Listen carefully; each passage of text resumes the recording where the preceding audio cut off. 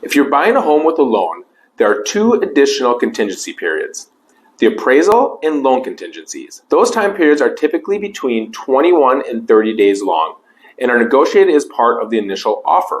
The appraisal contingency is a big one, and how much it comes into play as a potential issue really depends on the market that we are in. When you're buying a home with a loan, the lending institution wants to make sure they are not lending money on a property that is not worth what the buyer has contracted to pay. For example, if we are under contract for $500,000 and the appraiser values the property at $490,000, we may have to renegotiate the price so that you still qualify for the loan. We usually will first write an addendum requesting that the seller reduce the purchase price to the appraised value of the $490,000. The seller then has the choice to agree, or they can say, no, we will only accept the $500,000 purchase price, or we can negotiate somewhere in between.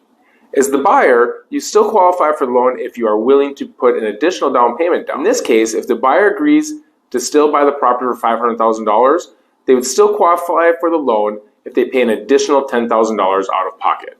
If the buyer and seller cannot agree on a price, then the buyer can cancel and the earnest money is to be returned to them as long as it is all negotiated within the appraisal contingency period.